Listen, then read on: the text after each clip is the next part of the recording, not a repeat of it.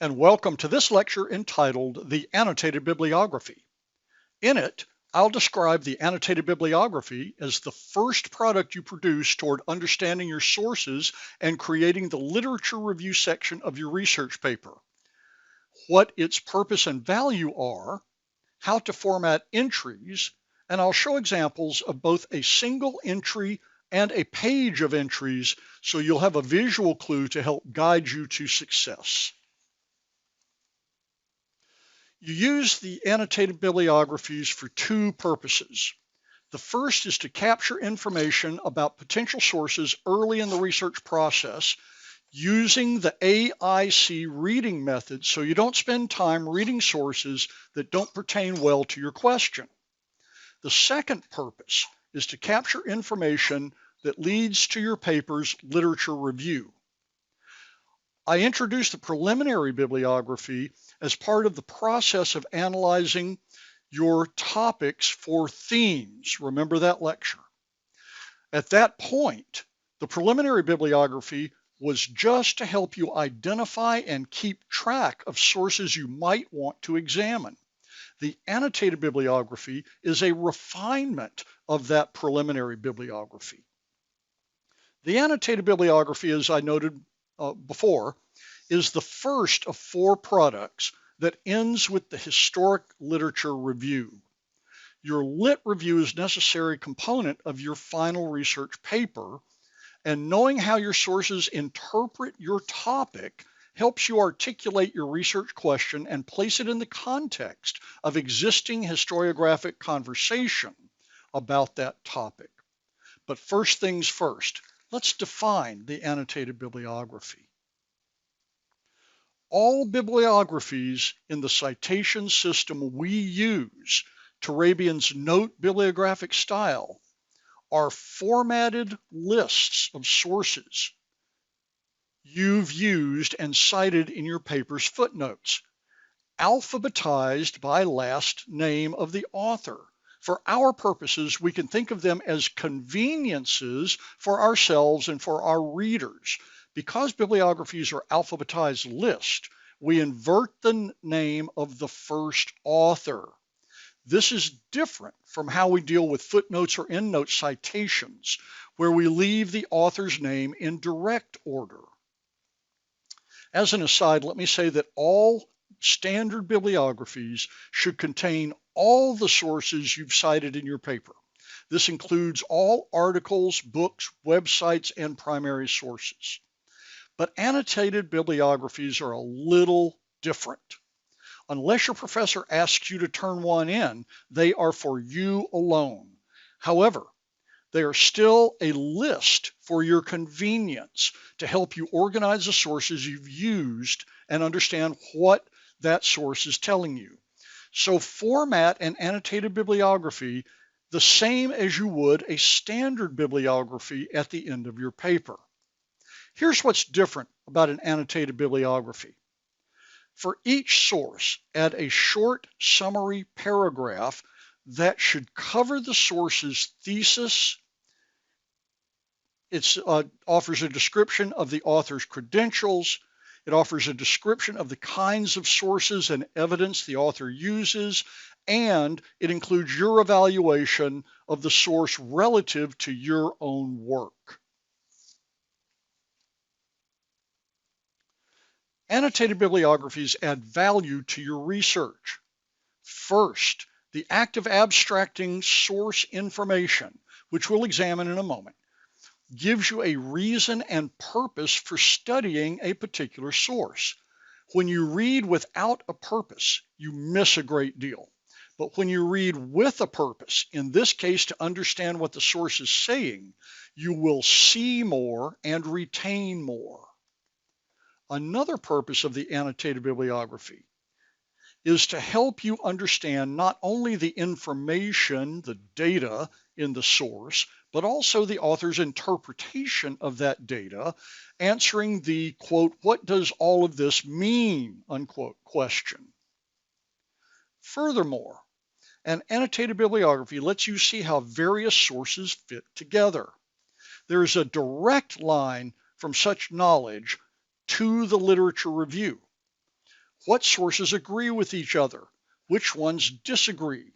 Which have different takes on the same question, topic, or information?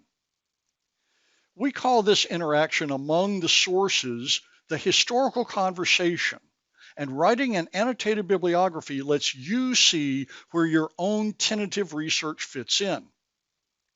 What do you have to contribute?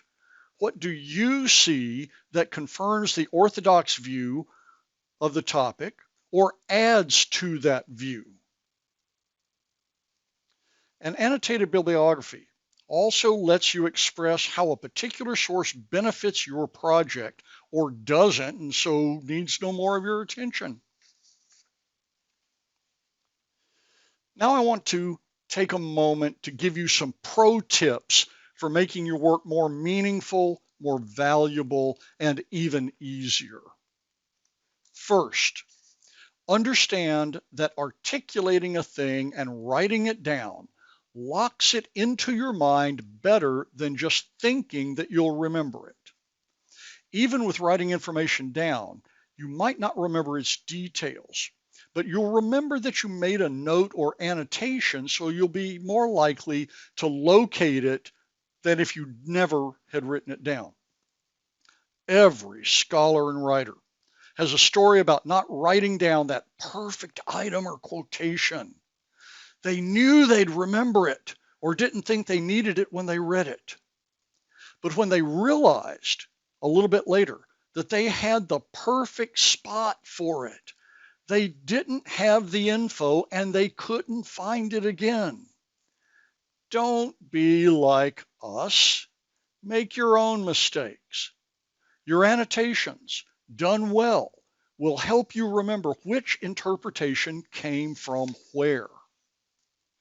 Now, the second pro tip, particularly for your annotated bibliography, which is a tool you create early in your research project, don't get bogged down with reading every word of every source.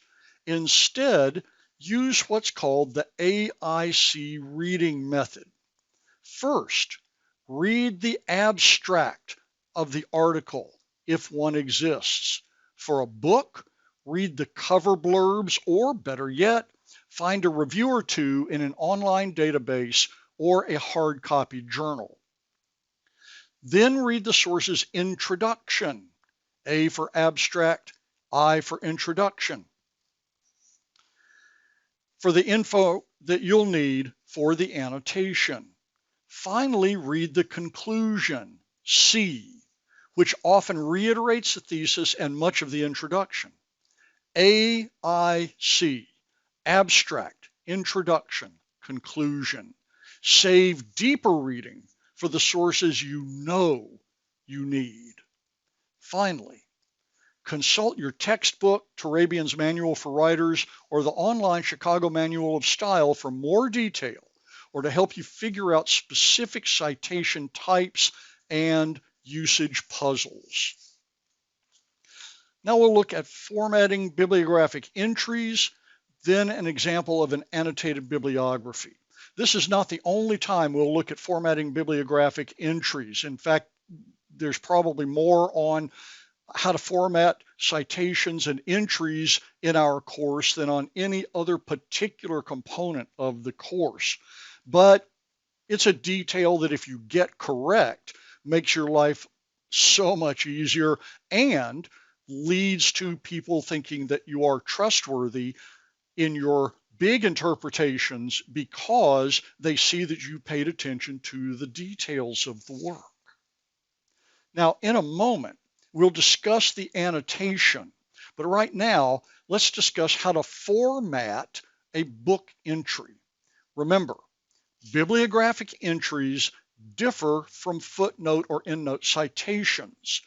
They are items in an alphabetized list, so Turabian has you format them as list items, whereas Turabian calls for footnote citations to be formatted as a sentence.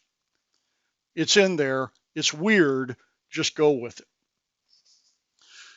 Formatting things as a list item includes punctuation that differs from footnote citations as well. Okay, first things first. Set the paragraph for a hanging indentation. Hanging indent means the first line is flush left and the second and subsequent lines are indented 1/2 inch right. You'll see this in a minute. Your word processor can do this for you. Now for the elements of the bibliographic entry. Write the author's name in reverse order. If there is more than one author, reverse only the first author's name. Leave the others in natural order. At the end of the author element, put in a period. Next, write the book title properly capitalized per Turabian and make it in italics, followed by a period. Write the place of publication, followed by a colon. Write the name of the publisher, followed by a comma. Finally, write the date of publication, followed by a period. Do not insert page numbers. Those go into a footnote, but not in a bibliographic citation when you are citing an entire book. If you retrieve the book from a digital database, name that database followed by a period. Don't put in a long URL. This is a case where you have to use good judgment on just how much information to add. Let's look now at how to format a journal article. Journal articles are ripe as secondary sources, and you have access to them from multiple databases provided by Troy University libraries, databases such as JSTOR, Project Muse, EBSCO, etc., etc. I encourage you to use articles for papers the length of which we're working on, relatively short, say 10 pages or so, and you should know their citations have more elements than do books. That is, journal articles have more citations elements than books do. But the principles are the same. You add them to your bibliography as items in an alphabetized list. Once again, set your word processor to make each entry a hanging indentation. Now for the elements. The author's name goes in reverse order, followed by a period, same as for a book. Next, and here's where we have one difference.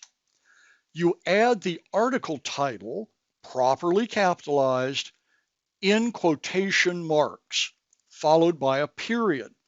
In American English, the period goes inside the closing quotation mark. Apple computers and English default to placing punctuation outside the quotation marks, so be aware. Next, follow that article title with the journal title, properly capitalized and in italics. Remember to turn the italics off at the end of the journal title. Do not add a period because you're not done with the element. Instead, add the volume number of that journal, followed by a comma. After that, add the abbreviation NO period for number, and add the issue number in that volume.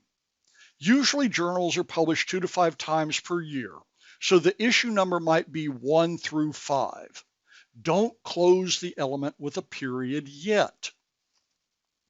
Follow the issue number with the publication date composed of month or season and year enclosed in parentheses. This might be spring 2020 or March 2020 or something similar. When you use the cite as function of some databases, when you're looking for the elements that you need to put in this, or you just want to copy and paste what the JSTOR or Project Muse tells you is the correct citation, remember that JSTOR in particular only reports the year as the date. You must retrieve the rest of the date to make your citation conform to Turabian.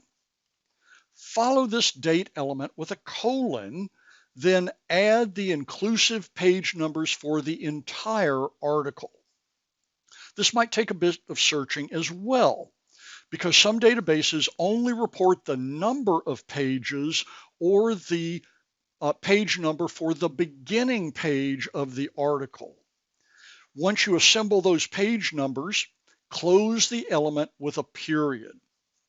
Finally, if you retrieve the article from a database, add either what's called the stable URL, not copied from your web browser address bar, or the name of the database, of course, followed by a period. See Turabian or the online Chicago Manual of Style for other types of entries and for special circumstances. Now we'll move to the annotation formatting. First, after the last line of the bibliographic entry, skip a space.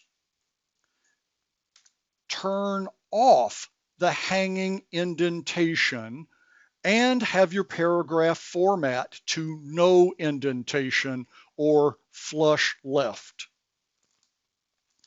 Using the increase indent icon on the home ribbon in Microsoft Word, indent the entire annotation to the right 1/2 inch. Single space your annotation. Remember to end the last sentence of the annotation with a period. Now let's look at two examples. First is a single entry, then a page with 3 entries so you can get a good visual clue of how this works.